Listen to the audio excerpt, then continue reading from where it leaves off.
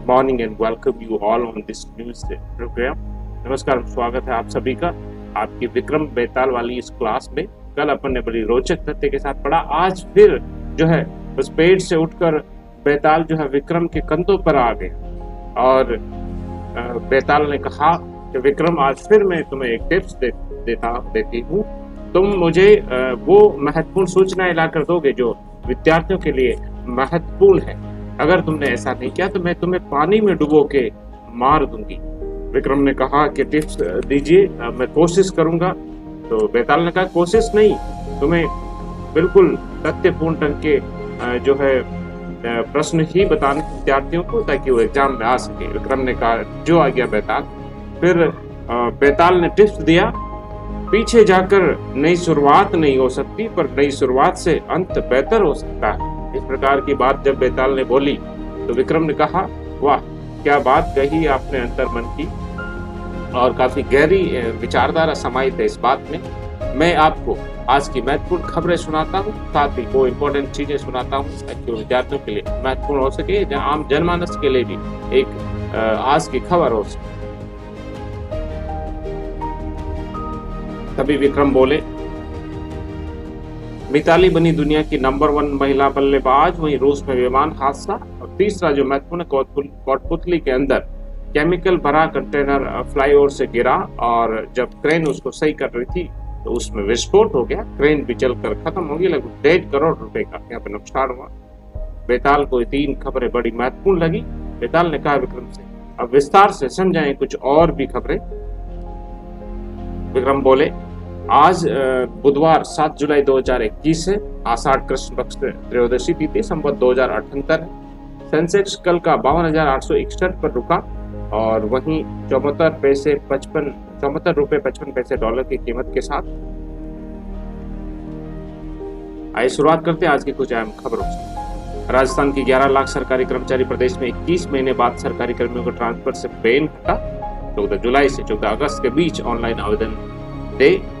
राजस्थान के 7 लाख सरकारी कर्मचारियों को राहत देने वाली खबर है। कांग्रेस में चल रही सियासी उठापटक के बीच राज्य सरकार ने 21 महीने 13 दिन से सरकारी कर्मचारियों और अधिकारियों के तबादलों पर लगी पाबंदी 1 महीने के लिए हटा दी।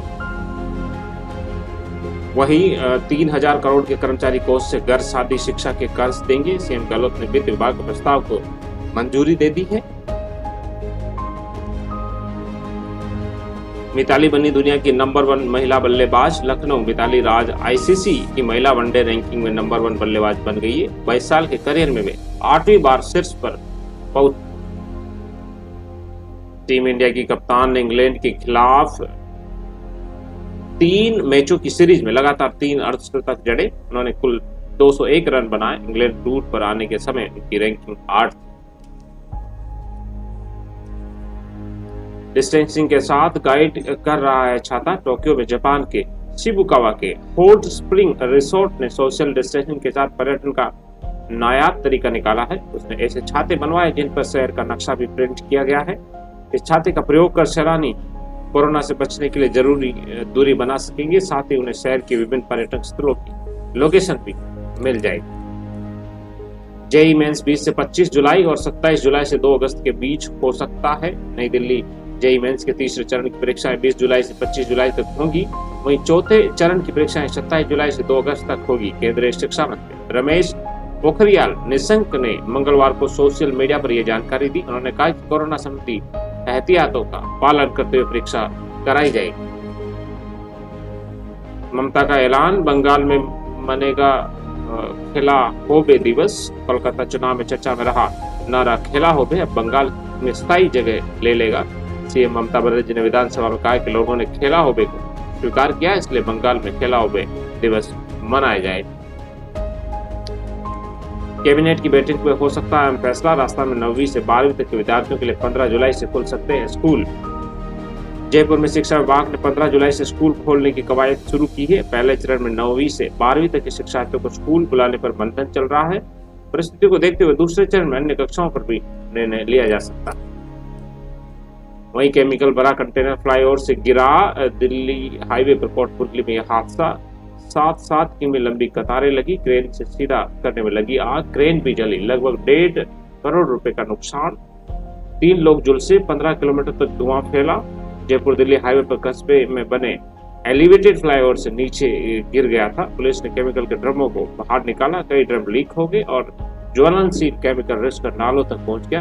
2 क्रेन से कंटेनर को सीधा करने की कोशिश की, तभी घर्षण से ज्वलनशील केमिकल में आग पकड़ ली।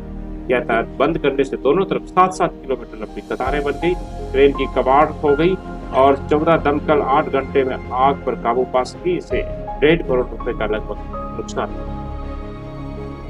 वहीं आज स्पेशल खबर के मुताबिक किसानों के लिए महत्वपूर्ण, कोरोना काल में परंपरागत खेती छोड़ लगाया गुलाब, मेन सीजन आने से पहले ही दोगुना लाभ कमाया।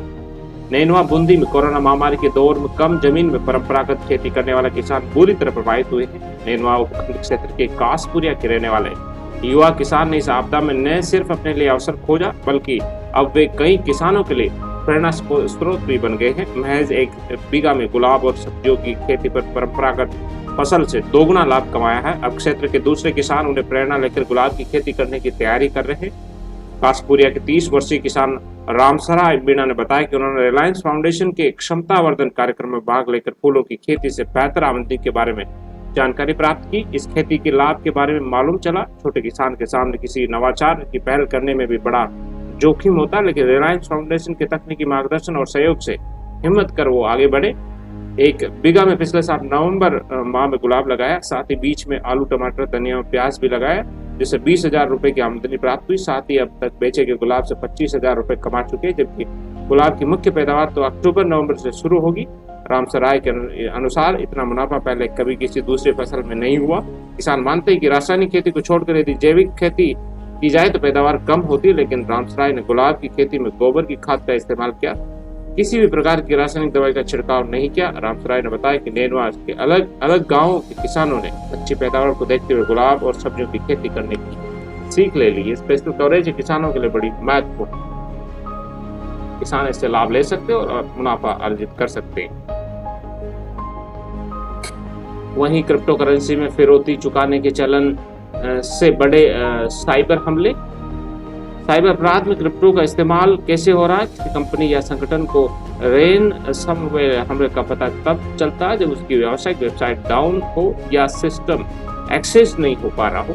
वहीं क्या क्रिप्टो करेंसी अपराधियों को आकर्षित करती है? बेशक क्रिप्टो करेंसी ब्लॉकचेन टेक्नोलॉजी पर आधारित होती है। वहीं इस तरह कितनी वारदात हुई? रैनसमवेयर हमले 2020 में शुरू हुए तो पीड़ितों ने 3,000 करोड़ रुपए की फिरौती चुकाई है। वहीं बहुत सारे क्वेश्चन हैं।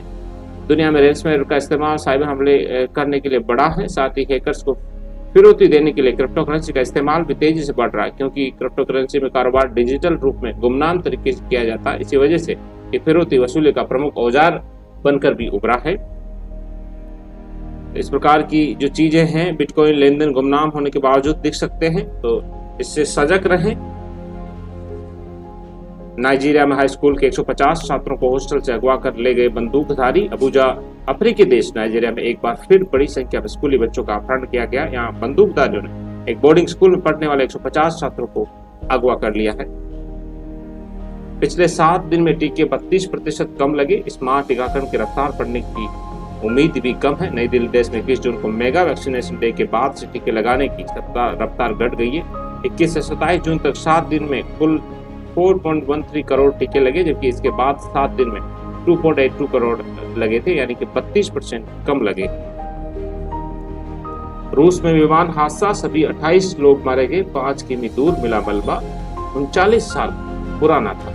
मॉस्को रूस के कामचटका में मंगलवार को विमान हादसा हो गया। मलबा फलाना शहर के हवाई अड्डे से करीब 5 किमी दूर मिला। इसमें 22 यात्री व चालक दल के 6 लोग थे, इनमें कोई नहीं बचा। कामचटका सरकार के प्रवक्ता ने बताया कि विमान में फलाना की स्थानीय सरकार के प्रमुख ओल्गा मोखीरेवा भी सवार थे। एंटोनोव AN-26 विमान ने पेट्रोपावर कांस्की शहर से उड़ान भरी, और शहर का नाम है पेट्रोपावलोव कांस्की शहर से उड़ान भरी। विमान गंतव्य फलाना हवाई अड्डे से 10 किमी दूर था, तभी संपर्क टूट गया और विमान 1982 से चल रहा था, यानी 39 साल पुराना विमान था। दूतावास से भारतीयों को वापस बुलाने की तैयारी, तालिबान 1-2 माह में राजधानी काबुल पर कब्जा कर सकता है। नई दिल्ली, अफगानिस्तान से पूरी तरह सेना हटाने से के अमेरिकी फैसले और तालिबान के बढ़ते कब्जे ने भारत की चिंता बढ़ा दी। ऐसे में भारत युद्धग्रस्त पड़ोसी देश के विभिन्न स्थानों पर तैनात नागरिकों और अफसरों को निकालने पर विचार कर रहा है। 2001 में अमेरिकी सेना की आमद और तालिबान के पतन के बाद से अफगानिस्तान में भारत की बड़ी मौजूदगी रही। वहां की लोकतांत्रिक सरकार बनवाने में भारत मददगार साबित रहा है। भारत सरकार के सूत्रों के मुताबिक बातचीत चल रही है। अभी यह स्पष्ट नहीं है कि सभी लोगों को वापस बुला लिया जाए या कुछ महत्वपूर्ण स्टाफ को वही छोड़कर बाकी को बुला लिया जाए। भारत के 4 दूतावास, एक सैन्य प्रशिक्षण केंद्र है। अब काबुल का दूतावास अमेरिका की बड़ी चिंता रहेगा। मोदी कैबिनेट में राजस्थान के राहुल कस्बा और चित्तौड़ सांसद सीपी जोशी की एंट्री तय। पीएम नरेंद्र मोदी की सरकार में व्यापक फेरबदल होने वाला है, इसका ब्लूप्रिंट तैयार हो गया है। राजस्थान के चूरू से सबसे युवा सांसद 37 वर्षीय राहुल कस्बा और चित्तौड़गढ़ सांसद सीपी जोशी की मोदी कैबिनेट में एंट्री लगभग तय हो चुकी। राहुल कस्बा 37 वर्षीय, सीपी जोशी 45 वर्षीय, ज्योतिरादित्य 50 वर्षीय, अनुप्रिया पटेल 40 वर्षीय, वरुण गांधी 41 वर्षीय और मीनाक्षी लेखी 54 वर्षीय। फडणवीस व तीरथ सिंह को भी जगह संभव है। अनुराग ठाकुर की तरक्की हो सकती है और ज्यादा प्रभार वाले हरदीप पुरी और नरेंद्र सिंह तोमर की जिम्मेदारियां कम हो सकती है। 8.5 लाख किसानों को बीमा लाभ से वंचित करने पर एपेक्स बैंक के एमडी एपीओ। जयपुर प्रदेश के 8.5 लाख किसानों को बीमा लाभ से वंचित करने के मामले में राज्य सरकार ने एक्शन लेते हुए एपेक्स बैंक के एमडी एमपी यादव एपीओ कर दिए गए हैं। साथ ही भरतपुर केंद्रीय सरकारी बैंक सीसीबी के एमडी प्रहलाद राय आमेरिया तथा डूंगरपुर सीसीबी के एमडी राम प्रसाद मीणा को भी निलंबित कर दिया गया है। हम ट्विटर को कोई संरक्षण नहीं दे रहे, सरकार ट्विटर पर कार्रवाई के लिए स्वतंत्र है, हाईकोर्ट ने कहा है। नई दिल्ली हाईकोर्ट ने आईटी नियमों का पालन न करने के मामले में मंगलवार को ट्विटर की खिंचाई की। अदालत ने कहा कि वह उसे कोई संरक्षण नहीं दे रहे, केंद्र उस पर कार्रवाई के लिए स्वतंत्र है। कोर्ट ने कहा यदि आप भारत में काम करना चाहते हैं तो आपको नियमों का मानना होगा। आप इस गलतफहमी में न रहे कि भारत आप जितना चाहे समय ले सकते हैं और आपसे कोई सवाल नहीं करेगा। 39 साल के फेडरर अंतिम 8 में पहुंचने वाले सबसे उम्रदराज विंबलडन के सबसे पसंदीदा खिलाड़ी रोजर फेडरर जब भी कोर्ट पर होते हैं तो उनका खेल देख रहे फैंस के चेहरे पर हमेशा मुस्कुराहट होती है। उनके शॉट इतने परफेक्ट होते कि फैंस मत मुक्त हो जाते हैं। अपनी इसी काबिलियत के दम पर फेडरर 18वीं बार ओलंपिक की क्वार्टर फाइनल पहुंच गए। 1 महीने में जमा हुई गिनती के रिटर्न दर्जन पर परेशानी अब तक लागू नहीं। नया इनकम टैक्स में ई फाइलिंग पोर्टल करदाताओं और टैक्स प्रैक्टिशनर्स के लिए शिरदर्द बन गया। इस पोर्टल पर महीने भर में गिनती के रिटर्न फाइल किए जा रहे हैं। इसमें से भी टीडीएस के हजारों रिटर्न रिजेक्ट हो चुके। वित्त मंत्री निर्मला सीतारमण ने 22 जून को पोर्टल के निर्माता इन्फोसिस को परेशानियां दूर करने के लिए सप्ताह का समय दिया था, जो हफ्ते भर पहले बीत चुका है। 4,241 करोड़ रुपए से बनी ये वेबसाइट 7 जून को लॉन्च की गई थी। तब से इसमें ढेरों समस्याएं आ रही, 1 दर्जन से अधिक समस्याएं अब भी इसमें जारी है।